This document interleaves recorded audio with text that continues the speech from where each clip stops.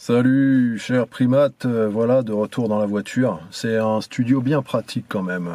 Je comprends qu'il y ait beaucoup qui fassent comme ça.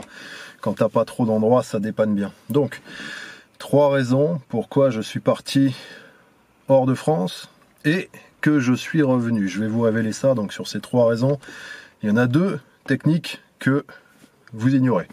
Bon, la première raison, c'était pour aller commencer à planter quelques drapeaux, voilà, comme tu sais, et rester peut-être quelques années, le temps de voir ce qu'on peut faire sur place, créer des business, peut-être obtenir une résidence, lancer des trucs, enfin, s'installer un peu, et puis avoir quelques billes en dehors d'Europe, et puis après de là, bon, j'aurais vu ce que j'aurais fait après, quoi. Est-ce que je vais ailleurs? Est-ce que je reste partiellement, que je retourne en Europe 6 mois par an qu'après je reviens, ou est-ce que je repars en laissant certains drapeaux que j'aurais placés là-bas? Voilà, c'était ça le but. C'était l'objectif 1 en allant en Afrique. Pour les deux autres objectifs, bon, il faut que je les introduise en vous faisant une annonce. J'ai engrossé ma guenon, figurez-vous. Il va y avoir un nouveau primate bientôt qui va marcher sur ce monde, ouais. Contre toute attente, voilà, à 44 ans. C'était pas gagné, mais bon, finalement, tout en gardant le contrôle de mon sexe, j'ai fait ça. Voilà, ouais, c'était fait exprès, hein. Il y a des mecs, ils font ça, ils se bourrent la gueule à midi, voilà, après ils font des trucs, ils se rappellent plus, et hop, c'est sorti comme ça. Bon, c'est pas du tout mon cas. C'était planifié. Donc, vous vous souvenez ce que je vous avais dit dans la vidéo des persécutions françaises. On peut avoir des bons setups pour s'adapter et vivre en France. On peut faire des choses. C'est pas donné à tout le monde, mais enfin c'est possible. Sauf quand t'as des gosses, là ça devient vraiment très compliqué, voire impossible en fait. C'est là où t'es un peu obligé de te faire buter ou de te soumettre vraiment très salement. Donc bah c'était une des raisons pour lesquelles il fallait activer le truc, quoi. Autre que pour des raisons de pouvoir acquérir une propriété où tu peux faire ce que tu veux sans qu'on t'emmerde, de pouvoir travailler sans qu'on vienne te persécuter. Là, il y avait un objectif en plus de préserver le nouveau. Donc, sans même parler de préservation, bon, les deux autres raisons techniques donc de pourquoi on est parti à court terme. La première, c'était pour le passeport. Je me suis dit, bah, s'il naît dans un autre pays, sur un autre continent, ça lui donne une option d'avoir un passeport supplémentaire, s'il veut. Donc voilà, on est allé en Tanzanie pour ça à la base. Là-bas, il y a le droit du sol. Alors bon, c'est sûr, Tanzanie dit comme ça pète pas du feu. Maintenant, c'est un investissement. Un investissement, tu le prends au moment où ça a l'air pourri et où tout le monde s'en fout et où apparemment ça va rien faire. Et il faut qu'il y ait un potentiel, quoi. Et puis dans 20, 30 ans ou même peut-être 40 ans, bah, si mon fils ça l'intéresse, il pouvait avoir une option d'obtenir ce passeport-là. Voilà. Ça peut donner des facilités. Alors après, bon,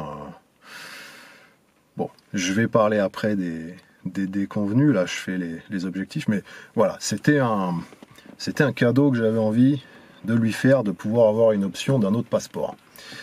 Après, la troisième raison donc, c'était que par rapport aux persécutions, en France, accoucher en France, c'est quelque chose de très mal vu. Alors, pour accoucher en France, en fait, tu as plusieurs options. Je commence par l'option la plus risquée jusqu'à la plus safe. Alors, la première, c'est ce que font à peu près quasiment tous les gens, c'est d'aller accoucher à l'hôpital. Voilà. D'ailleurs, petit truc à dire là-dessus, dans tous les gens que je rencontre, toutes les histoires que j'entends, tous les témoignages que je lis, toutes les vidéos qu'on voit, à chaque fois quand il y a un couple où il est question d'accoucher à domicile, à chaque fois, c'est le mec qui chie dans son froc et qui veut pas et qui et qui soit il va dissuader la fille, soit il va, il va dire qu'il n'est pas d'accord et la fille va le faire quand même. Mais bon, à chaque fois, c'est le mec qui fout la merde, quoi. C'est fâcheux quand même. Les mecs, vous êtes des fiottes. J'ai le regret de vous le dire. Donc bon, voilà. Alors, ça c'est la première option. Tu peux aller à l'hôpital et choisir de subir l'incompétence, les humiliations, les insultes, les abus du personnel obstétrical, des obstétriciens. Voilà. Bon, alors après, ça peut même être des gens qui sont très sympas, hein, mais leur système est fait pour que ce soit abusif. Même si tu tombes sur des mecs sympas, ce qui peut arriver, c'est fait pour te saccager. C'est fait pour te foutre de la merde. Ils vont te faire des saloperies. Ils vont, en te parlant très gentiment, ils vont t'enculer avec le sourire.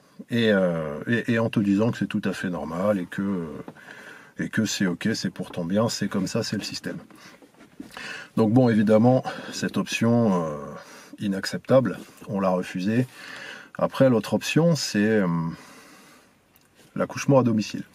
Donc voilà, tu te prends une sage-femme, t'accouches à domicile, t'as tes papiers, tu fais les examens recommandés et tout ça, et normalement ça se passe bien. Bon, ok, c'est déjà beaucoup plus cool. Ça implique quand même des compromis. Les examens médicaux inutiles, qui servent juste à te pomper ton fric, ils en mettent plein. Hein. Ils en mettent des tas. Donc, c'est une soumission. Voilà, on t'oblige à aller prendre des rendez-vous, à te rendre dans des endroits médicaux et tout. Alors, je sais que la plupart des gens, c'est leur vie. Ils adorent ça. Ils sont très contents Ils ont l'impression d'être importants, peut-être, en allant voir des médecins, des gynécos qui leur font toutes sortes d'examens qui servent à rien pour la plupart, hein. Mais ils sont contents de tous les faire quand même.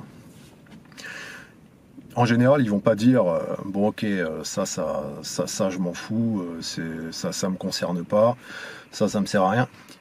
Ils vont jamais se personnaliser leur suivi. Non, ils vont tout accepter, sans discernement, et subir. Et la plupart des gens, ça leur convient, ils se sentent sûrement importants d'être pris en charge comme ça, d'aller discuter avec des docteurs, de faire des échos, 3 fois, de faire des prises de sang tous les mois. Ça existe, il y a des gens qui exigent, vous faites des prises de sang tous les mois, il y a des dingueries comme ça.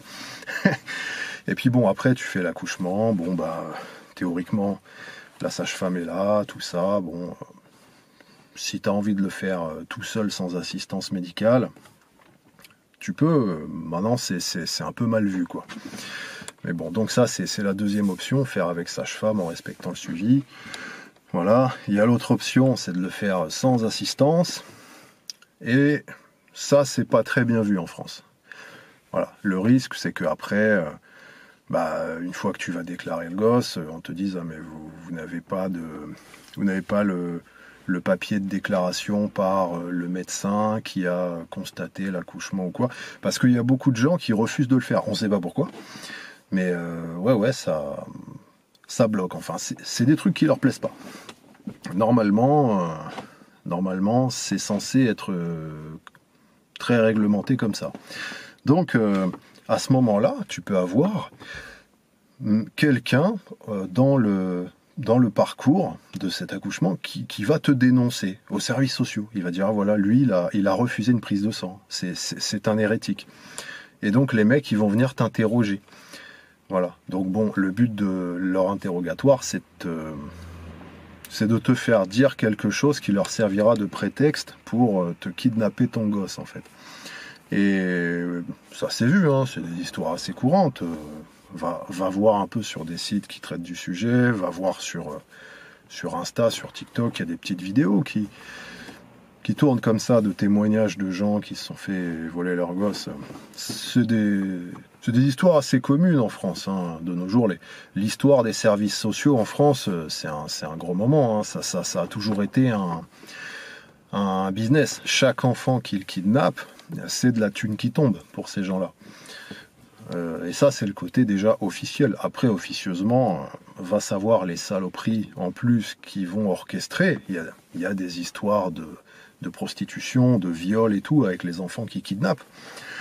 Mais bon, déjà, rien que le côté officiel, ça leur apporte du fric. Donc, eux, ils sont contents de te coincer, en fait. Et ça, c'est vrai que souvent, c'est un de leurs prétextes. C'est leur jeu. Quand il y a des gens qui vont accoucher un peu en dehors de leur cadre, ils vont s'en servir comme prétexte. Bon, alors après, ça peut bloquer. Après, tu sais, tu es censé faire des procédures et tout ça, et puis, bon, tu peux récupérer l'enfant. N'empêche que le mal est fait. Si on te l'a kidnappé, voilà, quoi. Et encore, il faut que tu correspondes. Il faut quand même que tu acceptes de te soumettre à une cour. Déjà, bon, c'est encore une soumission supplémentaire.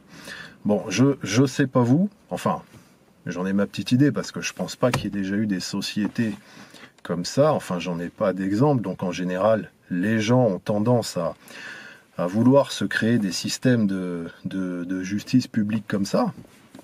Mais bon, ce genre de système, c'est tellement voué à devenir corrompu et à être pourri et que même si tu peux avoir gain de cause, faut tellement te soumettre à toutes sortes de protocoles humiliants et masculants.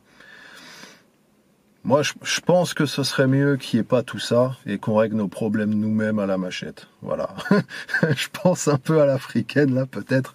Là, j'ai passé 6 mois en Afrique, peut-être que je me suis ambiancé avec ça.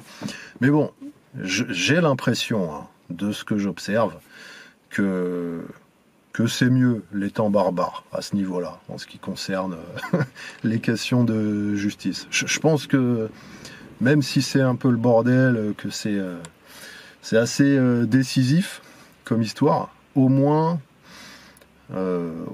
c'est pas fréquent, quoi. Que là, c'est vrai que tu as tout le temps un peu cette menace sur la tronche. Voilà. Au moins à l'époque, c'était la loi du plus fort, mais bon, chacun avait sa chance. Maintenant, c'est la loi du plus fort, mais c'est pour les bureaucrates, quoi, qui ont réussi à prendre le contrôle du système. Et le reste, après, tout le reste se fait écraser. Donc bon, après, je dis ça, faudrait tester, hein. Je sais pas ce que ça pourrait donner, hein.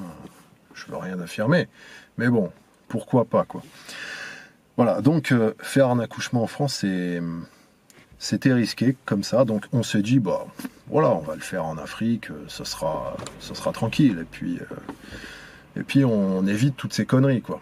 Voilà, quand on rentre, on aura eu l'ambassade qui nous aura délivré les papiers. Je veux dire, c'est pas Amada qu'on va te faire chier pour ça. Bon, quoique, hein, encore, on n'a pas fait tout le process, hein, dans l'affaire, puisqu'on a choisi de se barrer. Mais bon, normalement, c'était censé être plus tranquille.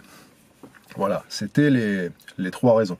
Planter quelques flags pour faire un truc plus ou moins long terme, et voir après ce qui peut être fait. Je crois pas au côté arriver dans un pays, avoir le coup de cœur, dire ouais, c'est super, tout est parfait, je veux rester ici pour l'éternité, et voilà. Je pense que c'est à peu près la même merde partout. Les humains ont à peu près les mêmes fonctionnements, hein. Je parlais des arnaques des Tanzaniens et des Malgaches l'autre jour, mais bon, les Blancs aussi, ils t'arnaquent de la même façon. Le fond est le même, c'est la forme après qui est différente.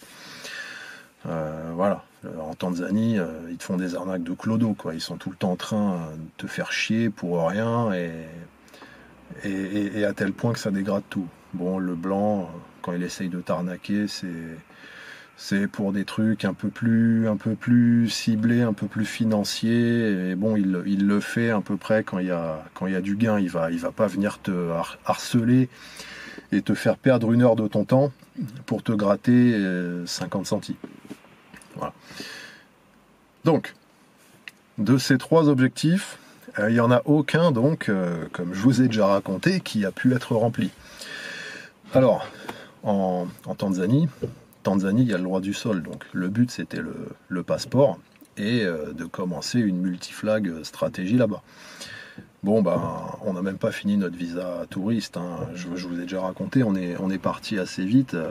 C'est vrai que on se dit ok, dans le futur, un passeport tanzanien, va savoir, peut-être que ça peut être une option intéressante pour un enfant. On ne sait pas comment ça peut évoluer, hein, un pays, enfin le futur c'est assez imprédictible, mais bon, c'est vrai que quand on a vu le degré de défaillance des gens là-bas, ça a beaucoup réduit notre espoir de voir ce passeport valoir quelque chose un jour. Donc bon, vu que le pays était chiant, le pays était chiant, c'était joli, on était bien quoi, hein. Maintenant, c'était matériellement, c'était chiant, on allait perdre du temps quoi. Là-bas, on pouvait pas bosser, on pouvait rien faire. Donc ça allait nous coûter très cher en temps de rester là-bas. Donc c'est pour ça que voilà, on a dégagé. Et on s'est dit, bon, bah, pour le passeport, tant pis, on laisse tomber, quoi. Voilà. Et de là, je suis allé à Mada. Donc, à Mada, il n'y a pas le droit du sol. Donc, pour le passeport, c'était foutu de toute façon. Ensuite, concernant la stratégie plus ou moins long terme, bon, à Mada, c'était pas comme en Tanzanie. Mada, pour moi, il y a des trucs à y faire. Je pense que ça peut être bien, mais voilà, comme je disais, il faut se ramener avec 50, 100 000 €, t'achètes ton terrain, plusieurs hectares, tu te fais ta bade dessus, et voilà, tu mets tes installations, ton véhicule, voilà, si tu as du budget en plus, tu peux créer un business, acheter les flics pour faire des trucs que tu as envie, j'en sais rien. Voilà. Niveau admin, là-bas, si tu as des sous, tu peux faire un peu ce que tu veux, c'est ça l'avantage. C'est moins rigide qu'en Europe. En Europe, les règles sont beaucoup plus strictes, souvent, enfin, quoique ça dépend qui tu es, bien évidemment. Bon, après Amada, ça va. Pareil, bon, s'il y a par exemple une bande armée de machettes qui vient t'attaquer dans ta maison et que tu les tues, les flics, ils vont pas te faire chier pour ça.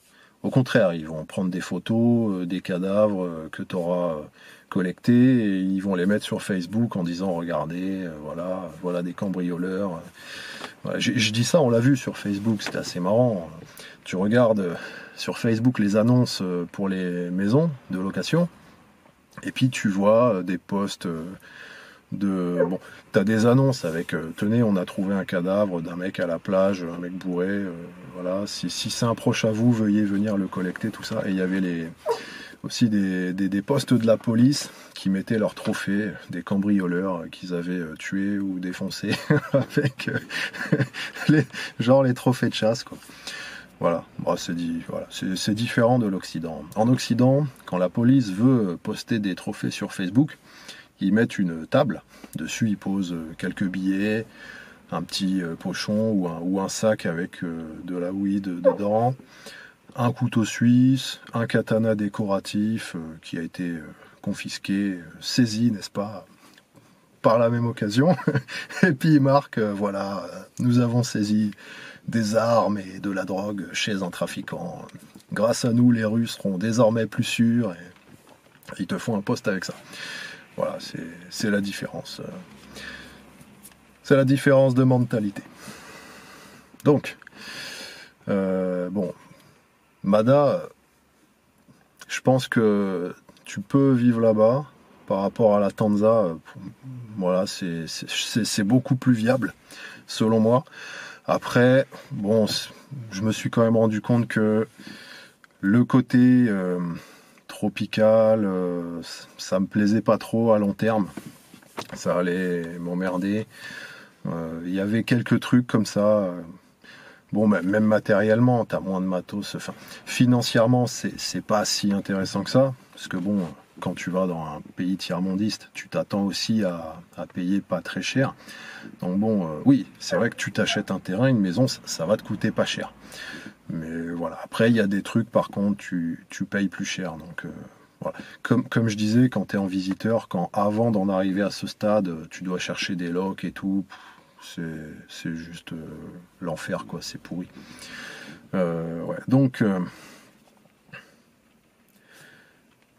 à ce moment-là, bon, je savais que j'allais pas rester à long terme en Afrique. Pareil, le côté être dépendant des avions, bon, ça faisait presque 20 ans que j'avais pas pris l'avion sur un long voyage comme ça. Et quoi que si une fois, ouais non, peut-être 15 ans on va dire. Et donc ça me faisait... l'avion c'est un truc chiant. Moi ça me déplaît de dépendre de ce moyen de transport là. Surtout que bon, quand ils redécideront de tout bloquer, et, bon là il n'y aura plus de question d'être dépendant ou quoi. Tout est fermé, t'es bloqué. Donc un peu compliqué aussi. Donc voilà, l'ambiance tropicale, ça va un peu, mais je me dis, rester 2 ans, 3 ans dans cette ambiance, ça va me faire chier. Moi, je préfère vraiment la végétation européenne, les forêts européennes, tout ça. Bon, en Tanzanie, il y avait des super belles forêts, hein. Mada, ils ont tout cramé, il n'y a plus trop de forêts. Mais bon, en Tanzanie, il y a des jolies forêts. Mada, il reste encore un peu de forêt primaire, tout ça quand même. Enfin, il y a des beaux coins. Après, bon, c'est quand même tropical. C'est différent d'ici. Et moi, je préfère ici. Donc, pour le côté long terme, stratégie, à créer des business là-bas, tout ça, c'était mort. Cet objectif était écarté. Il restait donc plus qu'un objectif, c'était d'accoucher là-bas. Mais bon, voilà. En tant que visiteur, vivre dans des villes, être dans des maisons, des taudis, hein, parce que même moi à la fin, j'étais prêt à mettre le prix. Je disais bon bah allez, on met 400 boules et puis mais même là, on avait que de la merde, on trouvait rien. Bon, je pense qu'en temps normal pour ce prix-là, tu payes, tu trouves des bons trucs, sauf que j'ai l'impression que dans notre cas, on n'a pas eu de chance quand même. Hein. Je pense que le message, c'était vraiment cassez-vous d'ici. Donc, j'en suis arrivé à un point où je me suis dit, bon allez, les mecs en plus, même pour le visa, ils veulent nous enculer, ils nous font payer trop cher et tout ça. Bon allez, on part quoi. Tant pis. L'idée c'était que on voulait faire cet accouchement en faisant aucun compromis. Voilà, du moins aucun compromis qui nous fait trop chier. C'est-à-dire pas grand-chose. En vieillissant, ma tolérance devient assez faible. Mais là, de rester exprès dans un endroit qui nous emmerdait et qui nous coûtait trop cher en plus. Enfin, quand je dis coûter trop cher, c'est en frais. En frais de ce que tu dois débourser, mais aussi de la pénibilité de la vie qui fait que tu perds du temps pour des conneries. Ça fait que tu peux pas bosser. Donc toi, tu gagnes pas de fric en attendant. Tu construis rien. Tu es tout le temps en train de devoir vider ta maison qui est inondée ou chasser les araignées qui viennent dans ta chambre. Enfin, tu as toujours des trucs à la con à faire qui t'avancent à rien dans la vie, qui te servent à rien. Donc, le coût étant trop élevé, la vie étant chiante là-bas, et en plus, on se rendait compte qu'il n'y avait même pas les conditions pour accoucher tranquillement. Enfin, dans des grouillotières comme ça, les villes à Mada, c'est des grouillotières à merde, quoi. Hein. En fait, les gens là-bas, comme ils n'ont pas de sous, ça c'est une dame qui m'expliquait ça. Bah voilà, à Mada on n'a pas de sous, donc dès qu'on a un terrain, on construit à fond dessus. Ça fait que t'as aucun espace vert, t'as aucun jardin. Les gens ont jamais de jardin, quoi. Sauf si tu vas dans certains quartiers où, oui, tu peux avoir un carré de jardin entouré de murs avec des barbelés, parce que voilà, sécurité oblige. La sécurité là-bas, c'est un sujet qui est très présent. Et finalement, t'as pas d'intimité en fait. Tout le monde vit les uns sur les autres, c'est surpeuplé. Voilà, c'est un environnement complètement pourri pour faire ça. Donc, le fait de rester là-bas pour accoucher, pour éviter d'avoir à faire des compromis en France, ça constituait intrinsèquement un compromis. Donc, j'ai dit, nous on a dit qu'on faisait pas de compromis, allez, on se casse, et puis on retourne en Europe et on verra bien ce qui se passe, quoi. Donc Bon, je vous rassure, je pense que ça se passera bien en Europe parce qu'on connaît le truc, donc on a pris nos dispositions, on sait à peu près quoi faire pour qu'on nous foute la paix. Et voilà. Donc maintenant, les objectifs, faire l'accouchement. Et ensuite, comme vous le savez, la France, dès que tu as des enfants, c'est un pays qui est invivable, puisqu'on te persécute au niveau médical, au niveau endoctrinement. Ils veulent, comment on dirait, endoctriner tes gosses de force. Et donc, pour éviter ça, on est obligé de s'exiler. Là, par contre, on n'a pas le choix, c'est un compromis. Enfin, on a le choix, on pourrait aussi... Ah oui, j'ai oublié une autre solution aussi, parce que j'y ai réfléchi. Quand tu veux accoucher en France, tu as aussi la solution de tout simplement pas déclarer l'enfant. Je me suis demandé si c'est ce qu'il fallait faire, parce que vu les risques, vu la merde qui te tombe dessus quand tu déclares que tu vas être père, la question se pose. Bon, assez rapidement, j'en ai déduit que pour l'instant, le R est quand même défavorable. Donc voilà, c'est très risqué et ça t'enlève beaucoup de possibilités après. Il y a beaucoup d'inconvénients en fait pour faire ça. Il faut vraiment que tu vives en autarcie dans un endroit paumé et que tu aies de la chance de jamais avoir besoin de quelque chose d'officiel comme un hôpital si le mec se blesse et que tu as besoin de l'y amener par exemple. Voilà, à moins que, comme Gustavo dans je ne sais plus quelle série, j'ai oublié le nom. Ah, c'est dingue. Un trou de mémoire. Voilà, à moins que comme Gus, t'aies ton docteur qui peut te faire des soins au black, là non, ça sera pas possible. Voilà, donc ça c'est l'objectif après, c'est de retrouver un pays, faire un compromis entre un pays qui n'est pas la France, puisque la France, c'est un enfer de tout, enfer fiscal, médical, enfer familial, habitationnel, t'es bloqué sur tout, donc de toute façon en Europe, ce sera forcément mieux qu'ici. Et puis après, voilà, faut arriver à trouver un compromis entre ici et l'Afrique où là c'est vraiment invivable. Après sincèrement je préfère encore crever dans l'Eurogoulag, je préfère encore crever en France que de vivre en Afrique.